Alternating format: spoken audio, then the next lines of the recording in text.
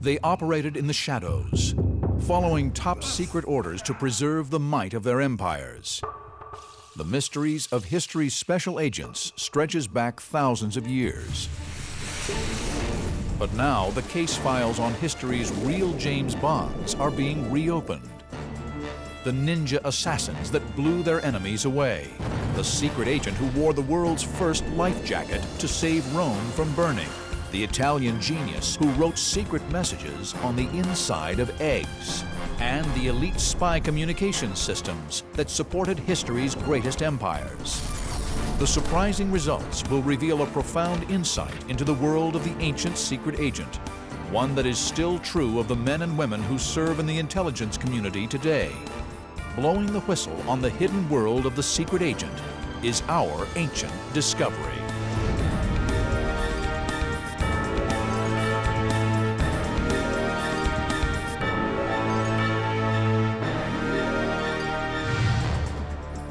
The secret agent operates alone, against the odds, deep behind enemy lines. Sometimes assassin, sometimes saboteur, always intelligence gathering. They are a vital part of the military machine today, and the same was true in the ancient world.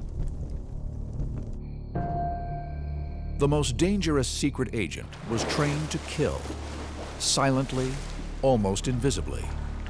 In the 15th century, history's most mysterious assassins, the ninja, struck fear into the nation of Japan. The dark arts of the ninja are shrouded in secrecy, even today. Ninja history is surrounded in secrecy and mystery because the history of the samurai and Japanese history was written by the samurai. Mark Moore is a modern-day ninja practitioner. He has been studying ninjutsu for over 25 years and has mastered all the skills of a ninja. The ninja's most basic combat technique was unarmed jujitsu, the art of softness. A martial art that involves holds and throws, pinning an enemy to the ground.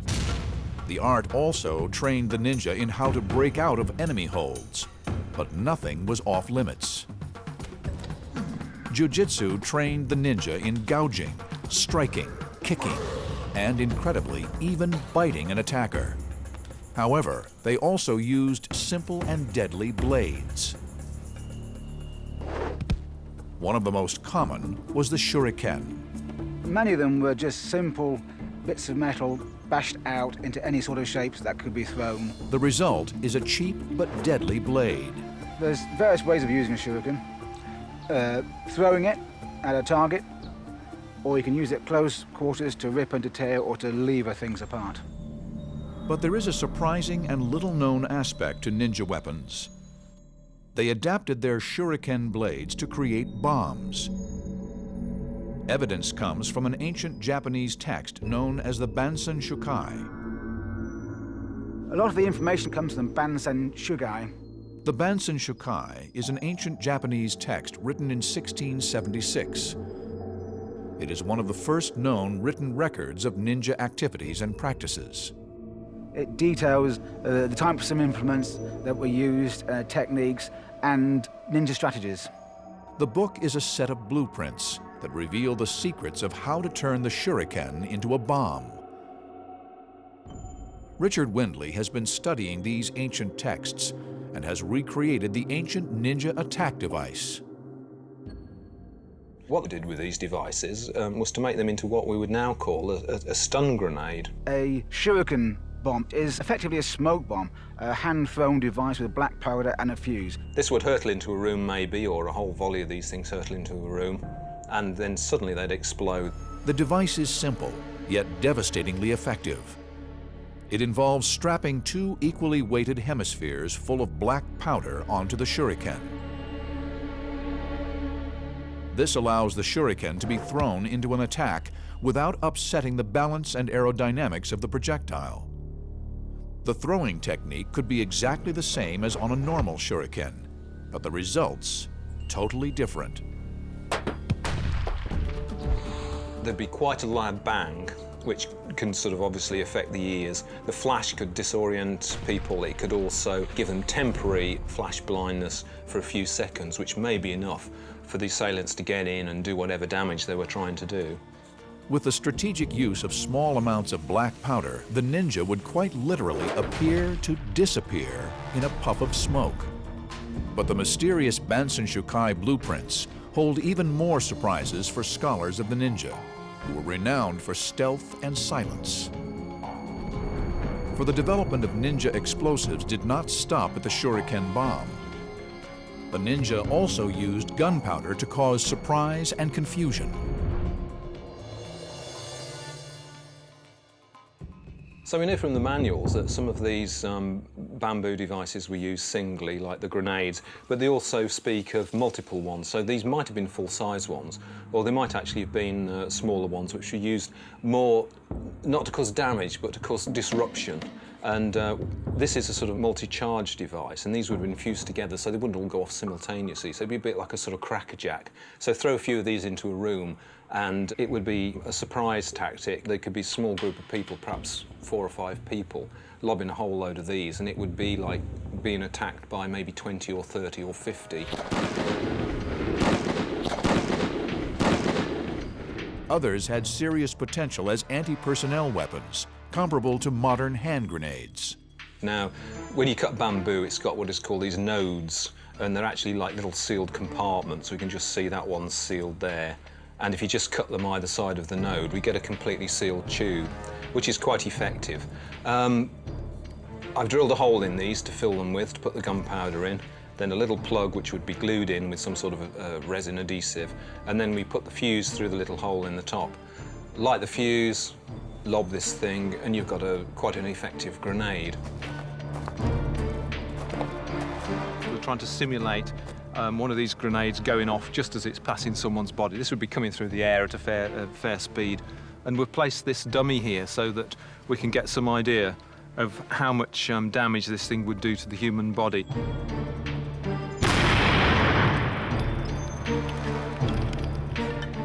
That was a real surprise. I never expected these things to go off like that. It was a huge bang.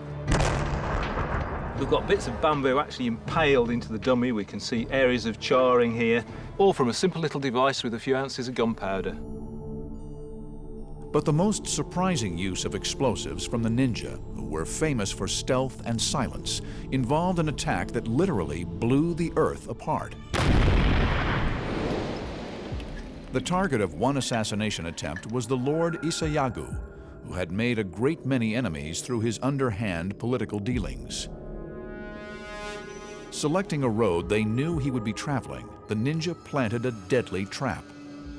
They dug beneath the road and planted bombs, effectively, and to ambush his party and to try and assassinate him. From the devices detailed in the Bansen Shukai, only one is able to contain enough gunpowder to create this kind of large-scale destruction. The book describes the uzumebi, a wooden box filled with explosives. The problem is if they're just nailed together, which they probably would have been, when the gunpowder explodes, these are going to blow apart quite easily, and to some extent this will lessen the impact of the explosives. The explosive power of gunpowder increases the more it is constrained. One of the simplest methods of constraining them a bit more would be to bind them with rope. But could these incredibly simple devices really create enough force to collapse the foundations of a road? What we really need to do is explode a few of these things and just get a rough idea of whether they do the kind of damage that is commensurate with the damage that was done in the tail. Using materials similar to that of the soft earthen roads of ancient Japan, we are going to test how powerful these uzumebi bombs really are. The fuse would have been a black powder fuse lit from a hiding place some distance away.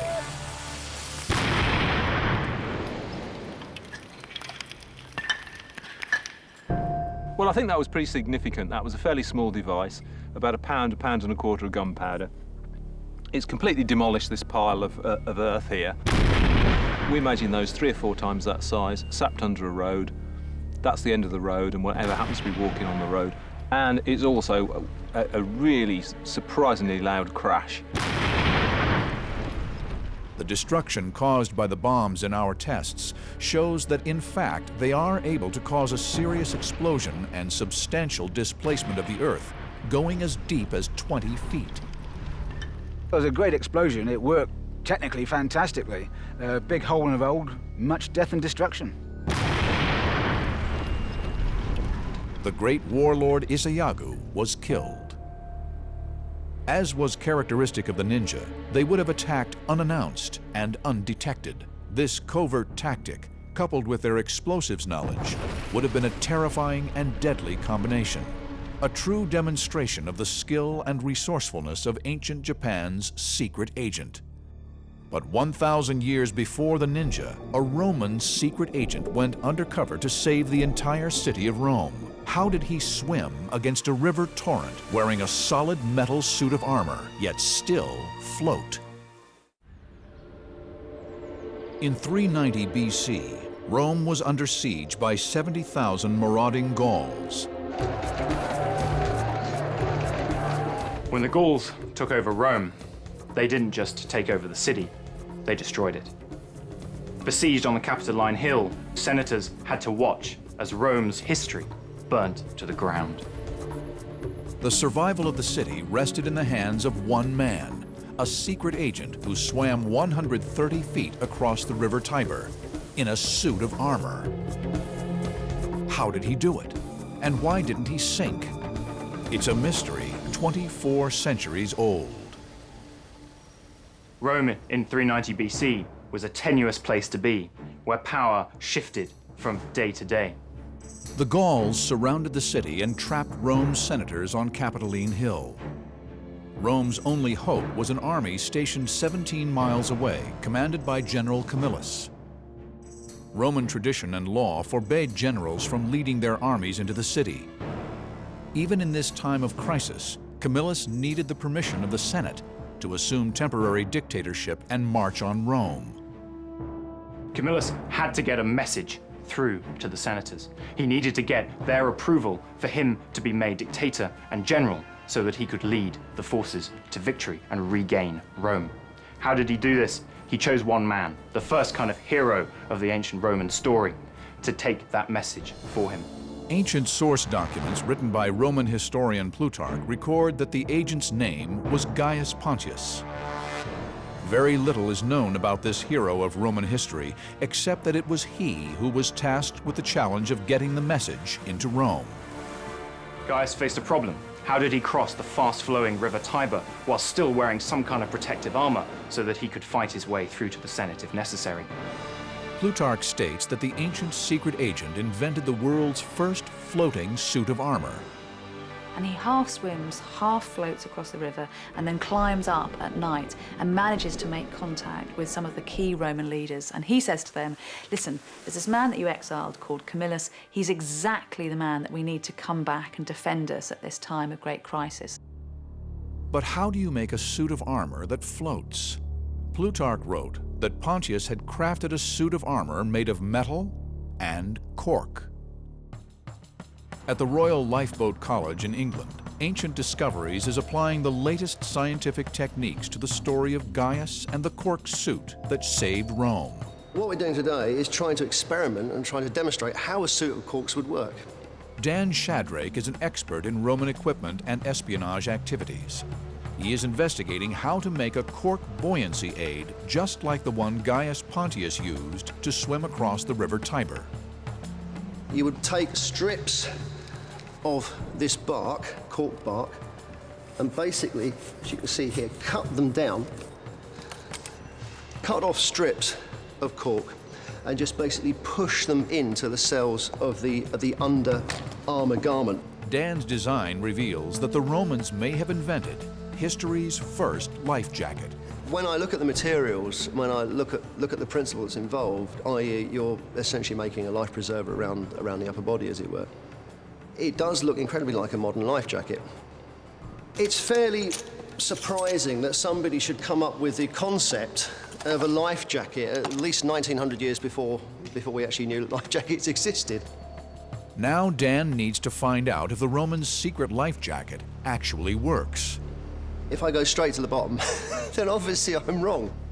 The tank is calibrated to simulate rough water conditions similar to those Gaius Pontius would have faced at night when crossing the river Tiber.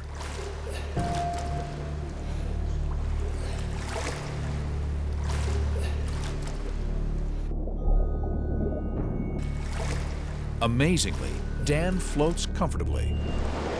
I'm still retaining my buoyancy.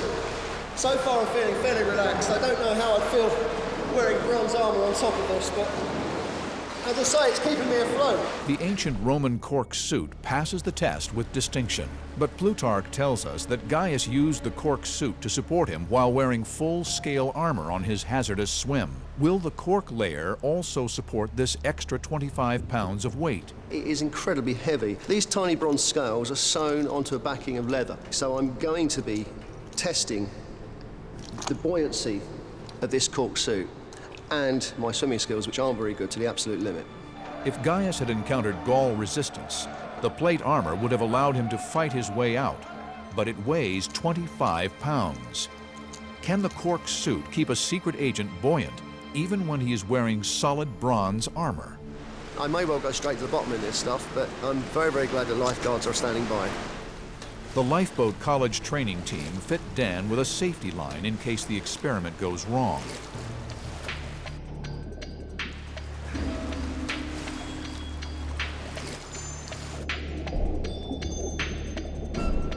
I don't believe this, I'm actually buoyant, but I am still being kept afloat. I'm having to work at it a lot more. The buoyancy of the cork acts against the force of gravity, which is trying to pull the metal armor under the water. The structure of cork contains lots of pockets. These fill with air, and although some air escapes when the cork is put in water, enough remains to make the wood extremely buoyant. I was amazed that I had any sort of buoyancy at all. There was a massive effort to keep afloat, but if I hadn't had the cork flotation device, I'm pretty sure I'd have gone straight to the bottom. This is a heck of a weight. Gaius Pontius was able to swim undetected across the river Tiber in his full armor and to deliver his message. The senators knew they had no choice. They made Camillus dictator of Rome. Now Camillus could bring troops into the city without breaking the law. When Camillus came back and took control of Rome, threw the Gauls out, thanks to the help he gained from Gaius Pontius and perhaps the cork buoyancy aid, he was called a second Romulus, a second founder of Rome. And Rome, from that period on, only gathered in strength. Sometimes a message must be sent without a secret agent to carry it personally. The ways in which the ancients delivered secret messages were extraordinary. Amazingly, there is evidence that they wrote some on the inside of eggs. Working undercover, deep behind enemy lines, the secret agent is called upon to infiltrate, sabotage, and even assassinate for his country. But by far the most important and valued asset the secret agent produces is information, intelligence. Getting the intelligence home can be as dangerous and difficult a task as any the secret agent must perform. Counterintelligence agencies try to intercept communications. The answer for the secret agent is steganography. Steganography is the art or science of secret writing. It was often associated with mysticism and the occult in the medieval and Renaissance period. The point was to send secret messages between diplomats based on secret, personal, private texts that the rest of the world couldn't read. A mysterious and little-known figure from the ancient world can rightly be thought of as the father of steganography. His work is the basis for many top-secret communications even today. His name was Giovanni Porta. Giovanni Porta was one of those amazing characters in history that had an insatiable curiosity and will to acquire knowledge on all and every subject available to him. He was born in 1535 in Naples, and he was born into a very wealthy family, so he had a superb education, the best that was available at the time. But Porta lived under the shadow of the Spanish Inquisition, a 356-year campaign against Jews, Protestants, and explorers of what the Catholic Church defined as heresy.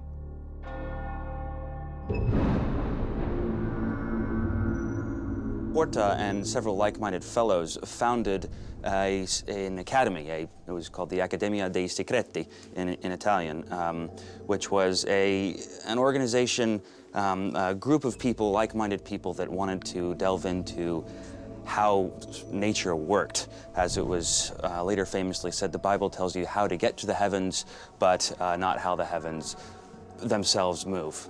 Thus, Della Porta found himself at times in direct confrontation with the church. The Spanish Inquisition left an estimated 135,000 dead over 4 centuries. Giovanni Porta needed secrecy to survive. Under the Inquisition, thousands of people were imprisoned, and the prison authorities were absolutely meticulous about checking everyone that visited the prison. It's even reported that people would try and write messages inside their fingers, and even these were checked. So one thing that wasn't actually checked under the Inquisition rules were eggs, and it was just assumed that these were harmless. There is no way that they could be used either for secreting objects or messages of any sort. And of course, someone eventually found a way around this. In chapter 17 of his book, Magica Naturalis, he details how to write a secret message on the inside of an egg. He describes a process by which you write with a special mixture on the outside of the egg.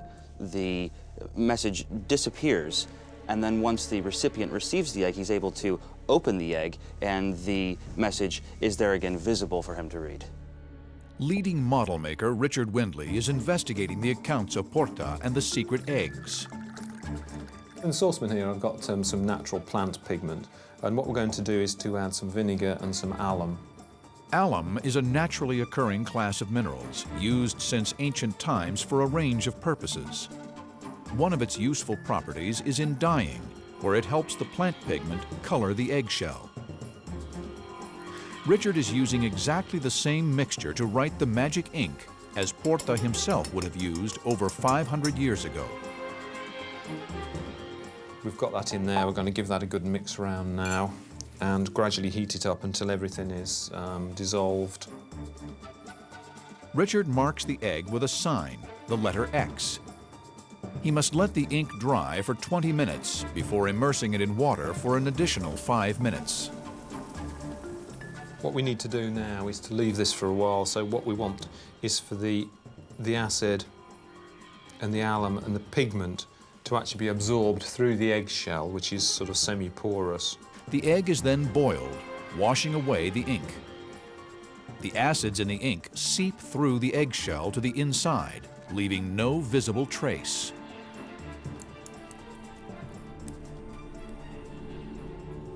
This isn't a resounding success, but I think at least we've proved that this process is actually possible. And certainly this would be a feasible method of actually relaying secret information from one person to another. The test unveils that Porta's secret writing was able to penetrate state security through the most simple of objects. But what would the ancients do to write longer messages? They needed a way of making the ink itself invisible. Ancient texts left by the Roman poet Ovid record the use of invisible ink. One of the first examples we get from the ancient world of the use of invisible ink is not to do with military warfare. It's not even to do with political intelligence gathering. It's to do with the art of making love. Ovid, that great poet, in his Ars Amatoria, the art of love, tells about the ways that you can get a message to your secret lover, particularly when she's a married woman. Ancient texts describe the use of milk, vinegar, and honey as invisible inks. Richard Windley is investigating. Richard is using milk to write the word classified onto the paper. In ancient times, they would have left the message underneath a candle or a fire, but Richard is using a low-intensity light to dry the paper and reveal the message. The ink works because when certain natural substances heat up, they change color, just the way meat does in a frying pan. Right, well this is the actual sample word I wrote, and a fairly modest amount of heat has actually developed it, actually unbelievably well. There's a few places where the paper was at the point of scorching before the words actually developed, but the rest of the paper is fine. We haven't had to get anywhere near the charring temperature of the paper for this thing to actually develop. I mean, that is really surprising. Maybe we tend to be a bit sceptical about some of these texts that we read, even as late as 20th century texts, but it just seems rather far-fetched. But you know, it's worked, and it's worked really well. Ancient secret agents weren't just trained to write on the inside of eggs, they were also trained to kill. Sometimes the weapon they used was as simple as a knife, but at others, it was as complex as a clockwork-operated bomb. Covert assassination attempts have been carried out since the beginning of history. Secret agents ordered to eliminate the enemy target and leave no trace behind. One of the most complex weapons ever designed to do this was the time bomb, used throughout modern history to take out men too well protected to be killed by conventional means. In 1955, Chinese and CIA secret agents placed a time bomb on a light aeroplane in an attempt to assassinate the Chinese premier Zhou Enlai. At 9:25 Greenwich Mean Time, the bomb exploded, sending the burning aircraft crashing into the sea. The agents who planned the attack might have been surprised to discover that they were following in the footsteps of secret agents over 400 years ago.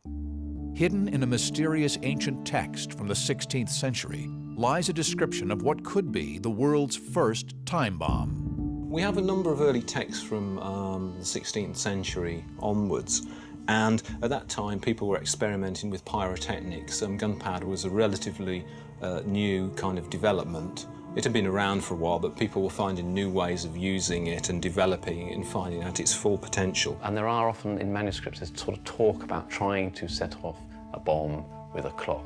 One such manuscript is a military manual written by the Austrian military engineer and bomb designer Wolf von Senfenberg. Ancient discoveries expert Richard Windley is finding out how such a weapon was constructed and whether it would have worked.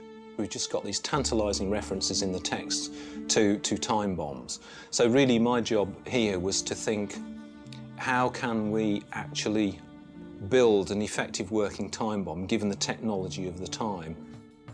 The first thing they'd have needed was the timer. A time bomb, by definition, requires some sort of time delay system. And what I've got here is my kind of reconstruction of one of the very earliest of mechanical timing devices. In essence, it's basically the escapement of a very, very early clock. Mechanical clocks started to appear in the 13th century. The first clocks that came into being tended to be public clocks. These would be on towers and would strike the hours. They didn't have faces, they didn't tell the time with hands as we're familiar with now. They simply worked by striking bells. Known as alarums, these early monastical clocks were used to ring the bells for religious services. They worked through a system of weights and wheels. To put it in its most simple terms, we've got the gravitational force acting on the weight, which is turning this wheel here. And that is imparting just enough energy to the folio, this bit at the top, to make it go backwards and forwards. But the folio is in turn stopping that wheel and allowing just one tooth at a time. The clock runs for as long as it takes the weight to fall. A beautiful and intricate piece of ancient engineering. But Richard thinks he's found a way to adapt the alarm system of this clock, turning what was an innocent religious timepiece into a potentially deadly weapon. On the monastic alarm, this would ring a bell. But if we want to set off some other sort of device, particularly if we're talking about a time bomb, we can simply modify this lever, and I've got a little rod here coming off this lever. And all we need to do is attach that to some ignition system. For an ignition system, Richard decides to use the wheel lock, a revolutionary gadget that appeared in the 16th century. The way it works, basically, is that there's a little wheel which has got serrations on it. And inside the lock is a strong spring which rotates the wheel. Resting against the wheel is a piece of iron pyrite held in a clamp. When the trigger's pulled, we pull that little wheel whips around very, very sharply, about 3/4 of a turn, as I say, and the friction between the serrations and the pyrite causes a little shower of sparks, and those sparks are enough to light the priming powder. an ideal component for a time bomb. The beauty of the wheel lock is the fact it's small, it can be set or cocked, and it'll just sit there until that trigger is pulled. Perfect for a secret agent whose target is powerful and well protected. If the assailant can get access to where that person is going to be at a set time, he can set this all up, he can make his getaway. But will it work? With his ignition system in place, Richard decides it is time to test his device. We've got the timer tripping out a bit like an alarm clock. That triggers the wheel lock triggers the fuse triggers the gunpowder. By altering the position of a small brass pin on the front wheel of the clock, Richard can change the time the bomb goes off. If the little pin was, say, here when we start the clock, it's got to make an entire revolution before it trips this little thing. Richard calibrates the bomb, timing the revolutions of the wheel so he can know when to set the pin. The whole trick with a device like this is A, making sure that we get ignition, but also the timing period is fairly critical. These things are very, very rare, these Virgin Folio clocks, and because I've made this from scratch, it's very, very difficult to know exactly how long it's going to run for. We've set it for about a minute. I'm going to start the clock now, and we'll see if it actually works. As the seconds tick away, the pin approaches the lever, which will trigger the bomb.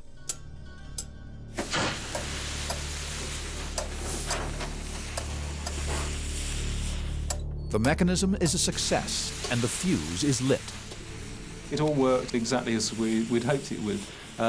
We timed the clock. The clock was within a few seconds of what we predicted.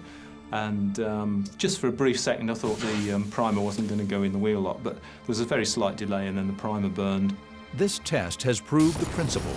The earliest designed time bomb could have worked.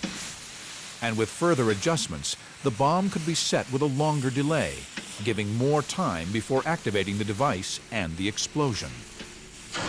By interposing another chain of gears in there, we could make this run for about 30 times longer than this is actually doing, so we could easily get hours out of this. Had the barrel been full of gunpowder, the whole building would have been reduced to a pile of rubble. It would be most useful situated in a cellar or under a great hall, so that the whole thing would collapse. It'd be very difficult to get this in very, very close proximity to the target because the noise would be heard.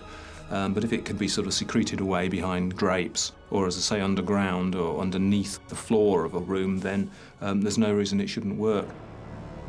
But although it's likely the bomb would have gone off, it's uncertain whether it would have killed its target. When the CIA planted its bomb on the Chinese premier's plane in 1955, the assassination attempt failed because he never boarded the flight. The reality with all time bombs, whether ancient or modern, is the ability to ensure that the victim is in the right place at the right time. Based on the tactics of Alexander the Great, Ancient Discoveries has set a 4-mile race between 3 ancient communication techniques: carrier pigeon, horse, and fire beacon. Which would you bet on?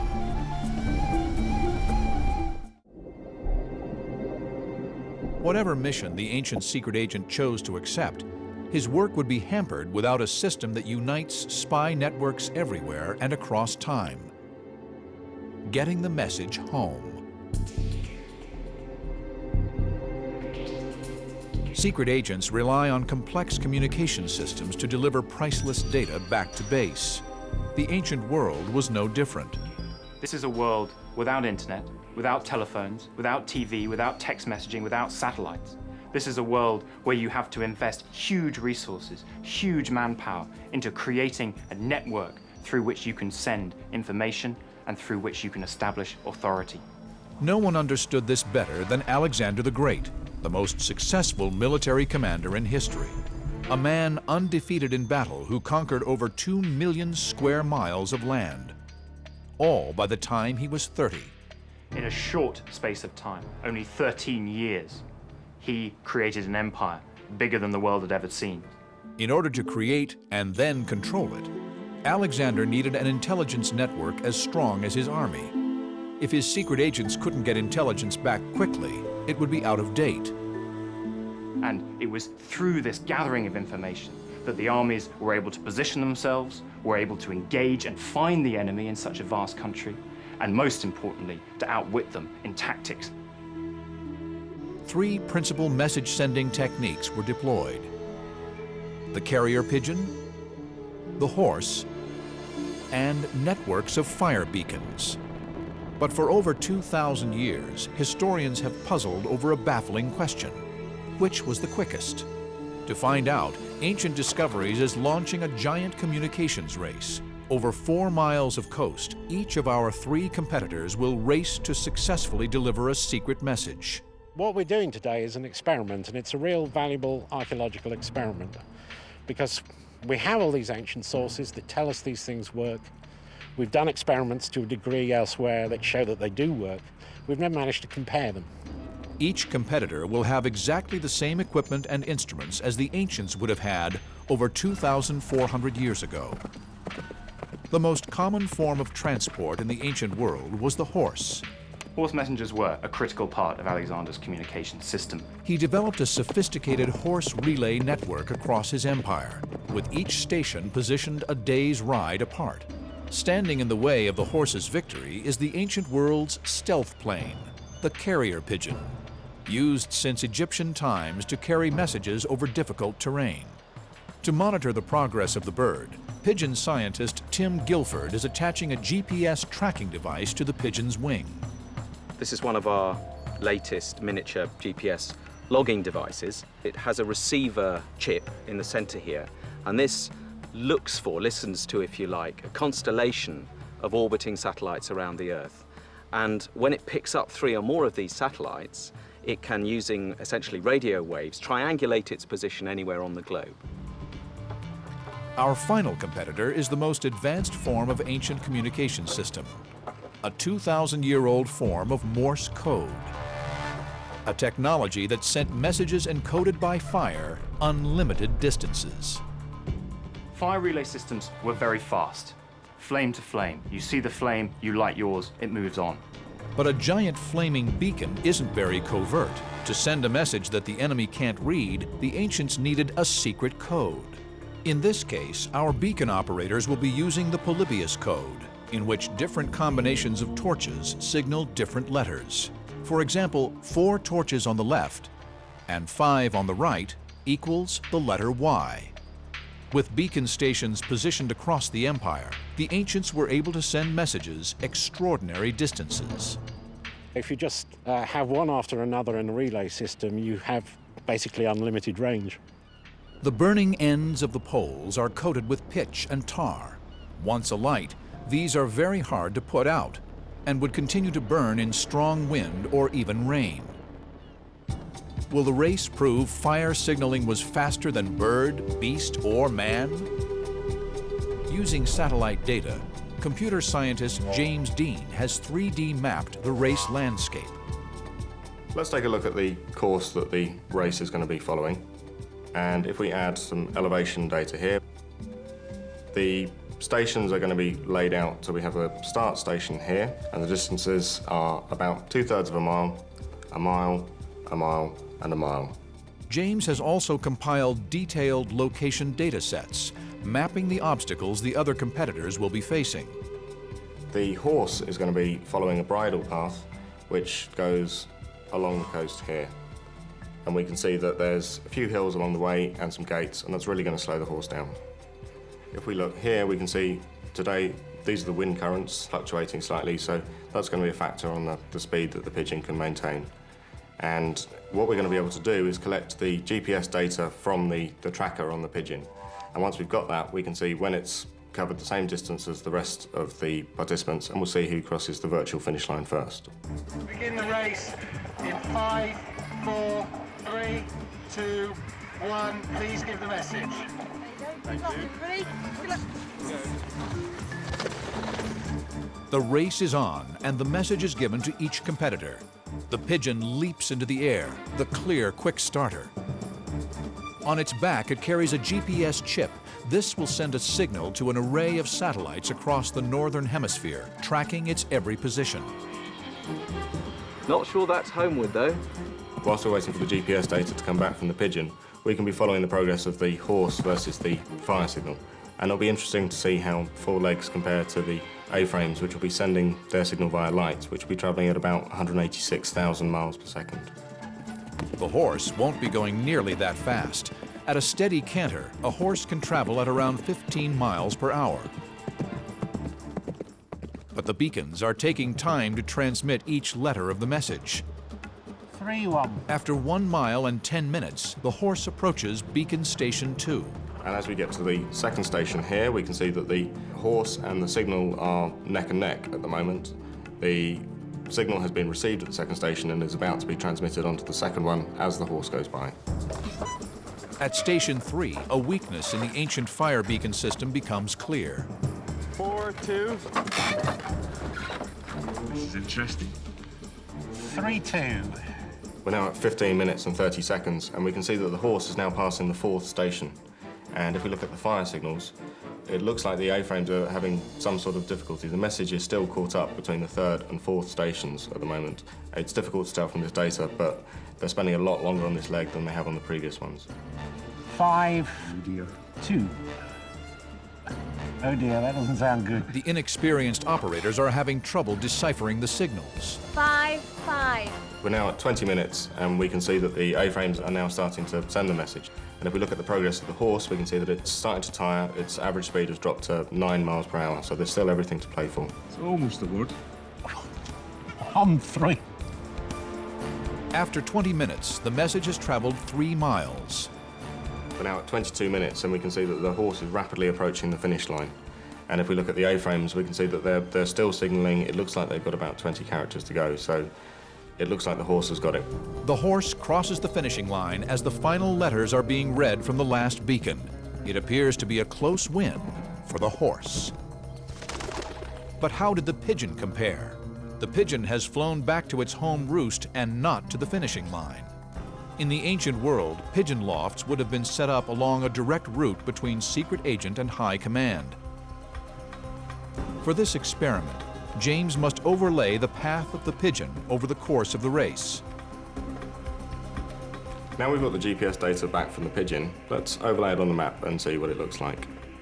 Now it's actually heading for its loft over in this direction, so if we translate that path back again here, so it's following the same line as the other competitors, we can see how it compares. And as we see the pigeon cross the finish line here, time's now at 6 minutes 20. That gives it an average speed of 32 miles per hour, 3 times faster than the horse. That's a clear win for the pigeon. The pigeon finished the 4-mile course in an incredible 6 minutes, 38 seconds. The pigeon beat us by 6 minutes, the horse by 4. Not only have the beacons been thrashed by the horse and pigeon, but their message has become undecipherable. Which reads, "Bears Mojin Jumble to Mar Hans was." So I think it's back to the drawing board just for the moment. So why did the message system that works at the speed of light fail? We were still at the stage of looking up the code table for every single letter. If we'd have been able to do it like a professional army would have done it, they would have done it almost by instinct. They must have been very, very well trained, much better than we've been able to do in a day. But in spite of the fact that the pigeon won the race, there are drawbacks to using the bird. They only work in one direction. The pigeon must be smuggled behind enemy lines in order to carry its message back home again. While the horse can carry messages in both directions, it is also susceptible to attack by enemy troops. Although the fire beacons came in last, the test reveals an important fact. Moving at the speed of light, it was not the technology that let them down. It was the operators. The results of our great intelligence race reveal a profound insight into the way secret agents and covert operatives worked in the ancient world, one that affects the lives of field agents today. No matter how good the system or the technology, it is the training, skill, and bravery of the secret agents themselves that ultimately turned the tide of war. From fast and accurate signalers sending secret coded messages home, to the bravery of men like Gaius Pontius who swam the river Tiber in floating armor, or the ingenuity of men who created secret inks or fashioned bombs out of simple materials. Then, as now, intelligence services and commanders alike rely on the human link in the chain. The ancient world was shaped by technological advances, but created by the genius and bravery of human secret agents.